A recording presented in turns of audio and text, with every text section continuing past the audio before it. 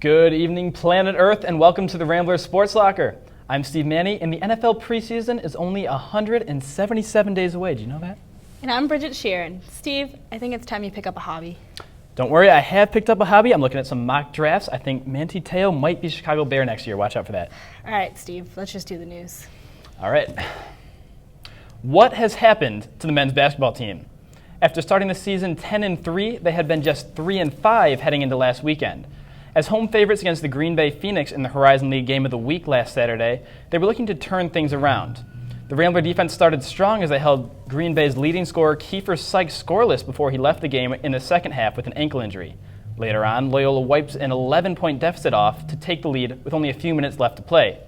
But despite 20-point games from seniors Ben Avercamp and Jordan Hicks, the Maroon and Gold couldn't hold on and lost by a score of 73-65. After the game, Avercamp voiced his frustration, saying, whatever we did to get the lead, we just let it go away even quicker. It only got worse on Monday night in Dayton against Wright State. Loyola led the Raiders by 14 points in the second half, but a staggering 24 Rambler turnovers led to a Wright State comeback. The Ramblers dropped the game by a score of 62-59. Men's basketball is now 13-10 on the season, but only 3-7 in the Horizon League. We cover a lot of varsity basketball here at Loyola, but there is a lower circuit on campus. Mary Sugden and Emily Brown take a look into this league of committed athletes. As the spring semester begins, so does the spring seasons of intramural sports. Held at Hallis Sports Center, Loyola offers a variety of intramural leagues. Currently, they feature basketball, indoor soccer, racquetball, badminton, flag football, dodgeball, and volleyball. Men's, women's, and co-rec leagues are available in every sport. In previous years, the leagues were broken up into competitive and non-competitive. However, that's all changed this year. Well, in years past, we used to have a competitive league and a non-competitive league, and this year they just lumped all the players together. So, as you could see tonight, there's some teams with a lot of talent and some teams with not very much talent. Intramurals provide an escape from students' everyday workload. It's a really nice break from class, getting around with friends, good exercise. Competitiveness is fun. Students shouldn't worry about their previous experience or level of play. This year I'm playing soccer and volleyball, which I do not play either one of those, so it should be interesting. If you are interested in signing up for a team, check out Campus Recreation's website. The earlier the better. And if you can't find a full team, don't worry. You can fill out a free agent form and be placed by Hallis. Bring your competitive game, but more importantly, your sense of humor. This is my third year, and my plan is to become the most decorated intramural athlete ever at Loyola. I already have acquired 2 shirts, and I'm looking for a third this year. Reporting for Rambler Sports Locker, I'm Mary Sugden. Men's volleyball returned to the court this weekend, sweeping Springfield College in the Volleyball Hall of Fame Morgan Classic Championship on Saturday. The Ramblers' attack was once again led by junior opposite hitter Joseph Smalzer, who had 15 kills in the win. The freshman stepped up big in this match, too. Setter Diego Rodriguez tallied 38 assists, and the duo of outside hitter Trevor Novote and middle hitter Nicholas Ulsing combined for 3 total blocks. With the win, the Ramblers improved to 7-5 overall. They will take on the Quincy University Hawks when they return to Gentile Arena on February 8th. That game will kick off conference play as well as a 5-game homestand. And for the past several years, that volleyball team has been the cream of the crop here at Loyola, but the women's softball team might have something to say about that this year. On Wednesday, Loyola won the top spot in the Horizon League preseason coaches poll, receiving 6 of the 8 first-place votes. Local rivals UIC and Valparaiso each received 1 of the remaining first-place votes and are ranked 2nd and 3rd, respectively. Last year, the Ramblers lost in the Horizon League Championship, but this year they aim to win the league and make their first ever appearance in the NCAA tournament. The track and field team traveled to Notre Dame over the weekend to compete in the Mayo Invitational. The Ramblers posted one of the best performances in school history at the event, creating 7 new school records as well as 20 new top 10 marks. Senior All-American Declan Murray came in second in the 800-meter, posting a time of 1 minute and 48 seconds. That time broke his previous school record and propelled him to a 4th-place national ranking as well as Horizon League Male Athlete of the Week honors. Junior James McLaughlin also broke his own school record in the triple jump and earned himself a top 20 national ranking. On the women's side, freshman Amber Davis also broke the school's 800-meter record. Her time of just under 2 minutes and 10 seconds made her the first Lady Rambler to ever post that low of a time. The nationally ranked track and field team will be back in action this weekend with groups taking part in 3 different events across the country. Like the Super Bowl, the Rambler Sports Locker also has an elaborate halftime show. So, ladies and gentlemen, without further ado, here is Brendan Bond and the Weekly Ramble. Welcome to this week's edition of the Weekly Ramble. I'm Brendan Bond. I'm joined this week by Benita Gingerella and Joe Flaherty. You guys know the rules. 4 questions. You guys give me the answers. I pick the winner based on who I think makes a stronger argument. But then afterwards, you guys can go on Facebook and vote for who you think won the Ramble. All right, first question. Super Bowl was this past Sunday. All blackouts aside. Commercials were big topic around the water cooler on Monday. What was your guys' favorite commercial? Benita, we'll start with you. I'm going to go with the Best Buy commercial with Amy Poehler. I think she did a great job in the commercial, and also I think Best Buy did a great job promoting themselves, but making sure that they remain memorable and entertaining. And for all the commercials I saw, that was the one that stuck out with me the most. She's definitely a really memorable face and stuff like that. Yeah, it was really sure. funny. Yeah, I guess. All right. I mean, Joe, I grade. what was your favorite commercial? My criteria is funniest, and that would have to go to the Leon Sandcastle commercial with Deion Sanders. Who doesn't love seeing Deion in a 70s fro and a handlebar mustache run a 4.240? So, I mean, and then he gets drafted first by the Chiefs. I have to go with that one. Football related in the Super Bowl. I mean, you know what? That's good. But bring up Amy Poehler, bring him a big star like that. oh, Deion Sanders isn't prime time, isn't a big star. Okay. Yes. All right. 3 more. Second question. Currently, the Blackhawks are 8-0-2, 18 points. That's leading the NHL. They're off to a great start. Joe, who's your MVP of the Blackhawks so far this season? I'm going to have to go with Marian Hossa. I mean, he's not a captain, and he's not the leader in points. Kane is. But, I mean, the timing is everything with this guy. He'll take over games late. He scores. It sets the tone. He scored 4 goals in the first 2 games. That really got us on that. Really got us on that run. And he sent us into overtime with a chip in 2 seconds left against Calgary. They know all about him. That was a good goal. So, I mean, I have to go with that. Benita, who's your MVP so far? You know, I think Host is great, but I'm going to have to go with Jonathan Taze. I think, Captain? Yeah,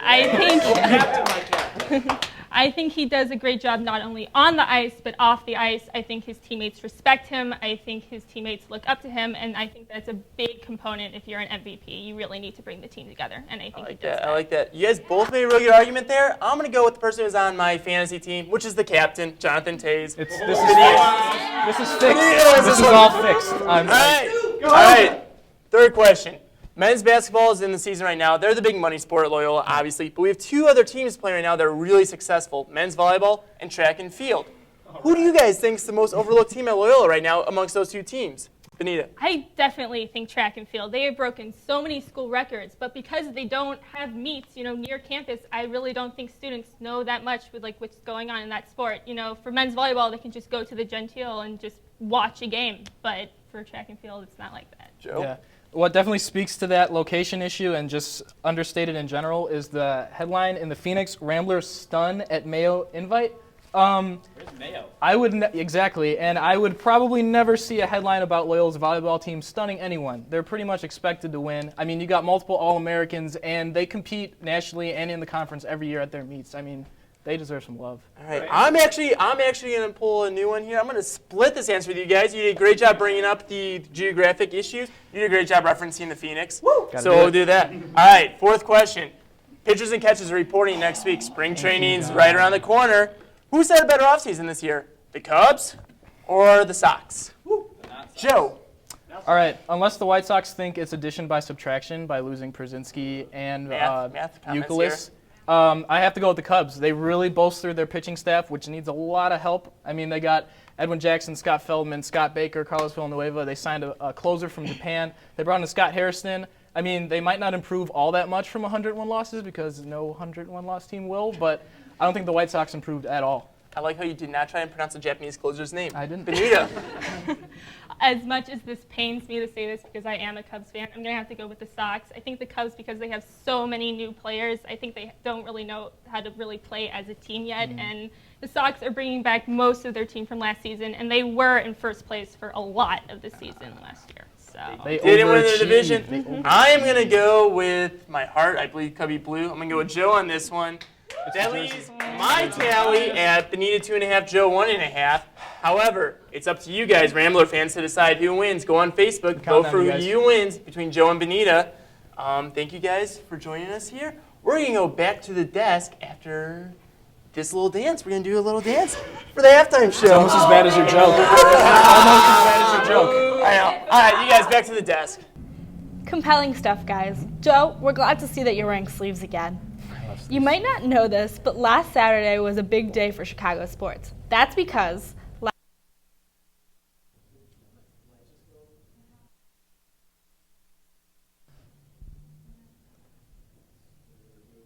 it appears that somehow the RSL studio has lost power.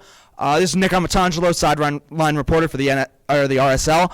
At this moment, we're unsure as to what caused this disturbance, but we can assure you our crack team of experts is currently working to correct the issue.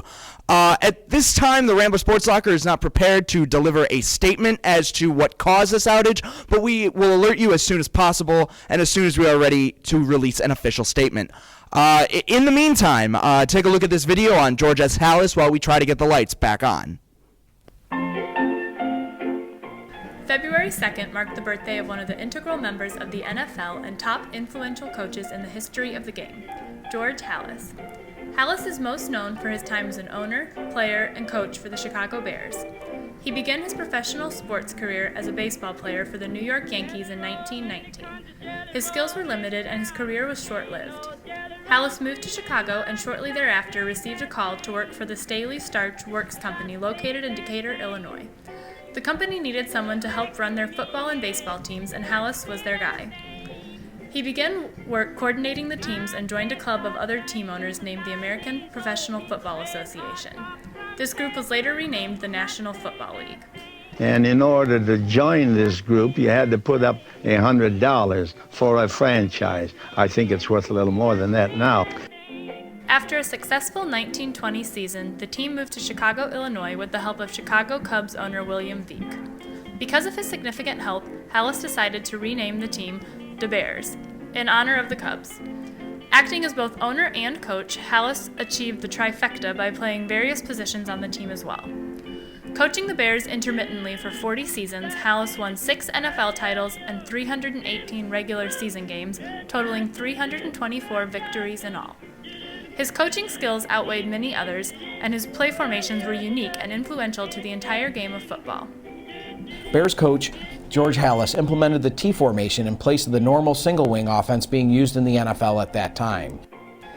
Known to his players as Papa Bear, he started several coaching traditions that are still continued today, including reviewing game footage of upcoming opponents, daily practices, and broadcasting games on the radio.